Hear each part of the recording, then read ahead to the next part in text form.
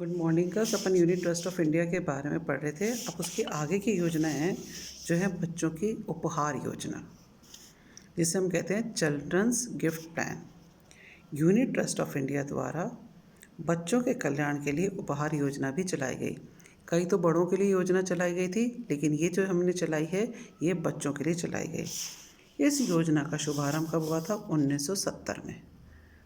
इस योजना के अंतर्गत कोई भी व्यक्ति होता है, वो अपने बच्चे के नाम पर जिसकी उम्र 15 वर्ष से कम हो के नाम की उपहार योजना में भाग लेकर उसका सदस्य बन सकता है। जिस बच्चे को हमें उपहार देना है या जिस बच्चे को उपहार दिया जाता है, उसी के नाम से यूनिट्स खरीदे जाते हैं और उसका लाभांश भी उस बच्चे को मिलता है। परंतु इस योजना के भी कुछ नियम हैं और कुछ शर्तें हैं जो कि पूरी करनी पड़ती है।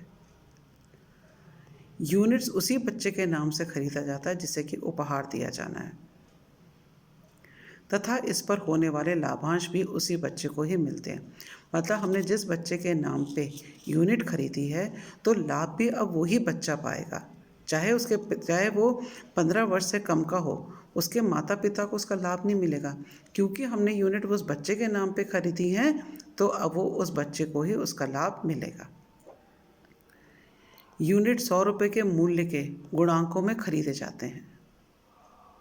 कम से कम 5 यूनिट्स 5,000 रुपये के खरीदने आवश्यक है।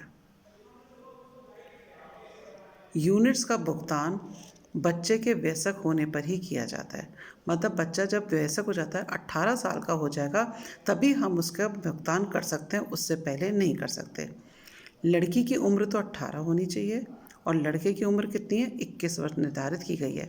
यह सरकार द्वारा निर्धारित गई है ये कि लड़कियों को तो 18 वर्ष में और लड़कों को 21 वर्ष की उम्र में हम दे सकते हैं। इतने वर्ष तक मिला लाभ पुनर्नियोजित होता रहता है। निश्चित अवधि पूरा होने के बाद यूनिट्स का भुगतान कर दिया जाता है। इसके अतिरिक्त इस योजना में समय समय पर आकर्षक उपहार भी दिए जाते हैं। फिर है अतिरिक्त बोनस एवं वृद्धि सहित मासिक आय योजना, monthly income unit scheme with extra bonus and growth. इसको हम इंग्लिश में क्या कहेंगे? मंथली इनकम, मतलब महीने की इनकम यूनिट स्कीम और एक्स्ट्रा बोनस जो हमें मिलता है। यूनिट ट्रस्ट ऑफ इंडिया द्वारा इस योजना का शुभारंभ सन 1987 में किया गया। यूनिट धारकों के हित को ध्यान में रखकर ये किया गया। जो भी यूनिट धारक होते हैं उनको ध्यान में रखकर किया गया। और इसका मुख्य उद्देश्य ये है कि विनियोगकर्ता को प्रत्येक माह, मतलब जो भी पैसे का निवेश करता है उसको प्रत्येक माह उचित आय उपलब्ध कराना है। उसको उचित आय मिलनी चाहिए, मतलब जो भी बोनस मिलता है एक तरह से उचित आय मिल जाती है उसको हर महीने, जो भी उसको बोनस मिलता है। इस योजना के अंतर्गत निम्नलिखित शर्तें हैं। सबसे पहली ये योजना 5 वर्ष की है। इसमें 100 रुपये मूल्य के यूनिट खरीदे जाते हैं। एक यूनिट को कम से कम 10 यूनिट खरीदना आवश्यक। एक व्यक्ति को कितने यूनिट खरीदने? कम से कम 10 यूनिट खरीदने आवश्यक है। अर्थात 1,000 रुपये खरीदने ज़रूरी, 1,000 के यूनिट्स खरीदना ज़रूरी है। यूनिट की अधिकतम सीमा निर्धारित नहीं है, कितनी भी ले सकता है वो। विनियोगकर्ता को प्रतिवर्ष 12% ब्याज का भुगतान मासिक आधार पर किया जाता है, लेकिन समय समय के अनुसार इनकी ब्याज दर ऊपर नीचे भी होती रहती हैं। फिक्स नहीं रहता, लेकिन समय के अनुसार ये बदल भी जाती हैं। 3 वर्ष के बाद बोनस एवं लाभांश भी दे दिया जाता है, जो कि चौथे वर्ष के अंत में प्रदान किया जाता है।